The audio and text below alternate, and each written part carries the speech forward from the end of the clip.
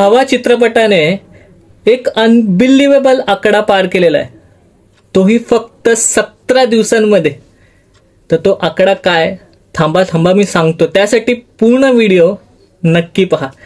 तर नमस्कार, मी साहिल निकम तुम्हा सर्वांचं मनापासून स्वागत करतो.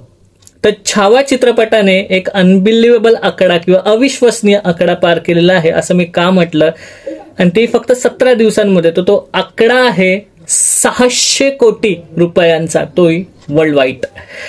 छावा चित्रपटाचं 17 दिवसांमध्ये 600 कोटी पार कलेक्शन झालेलं आहे. एवढंच नाही तर तिसऱ्या हप्त्यात सगळ्यात जास्त कमाई करणारा छावा हा चित्रपट ठरलेला आहे हिंदी नेट कलेक्शन्स मध्ये.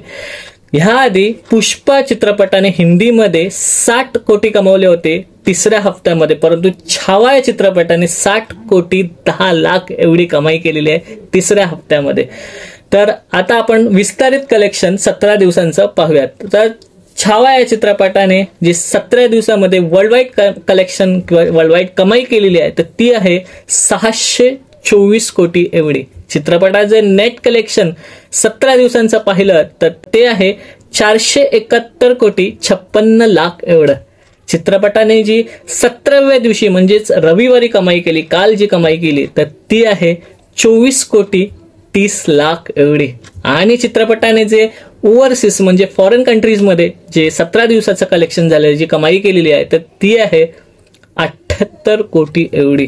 आणि हे होतं बॉक्स ऑफिस कलेक्शन. आता यात की ऑक्युपन्सी रविवारी किती होती, जर का ऑक्युपन्सी पाहिली तर ओव्हरऑल 34% ऑक्युपन्सी होती, आणि त्यापैकी सगळ्यात जर का ऑक्युपन्सी पाहिली तर ती पुण्यामध्ये होती 66% एवढी, आणि त्यानंतर ती मुंबईमध्ये होती 56% एवढी. मी जेव्हा शोज पाहिले, मी तुम्हाला स्क्रीनवर दाखवतच आहे, रविवारचे शोज तिसरा हप्ता असून सुद्धा हाऊसफुल जात होते आणि हाऊसफुल अजूनही आहेत.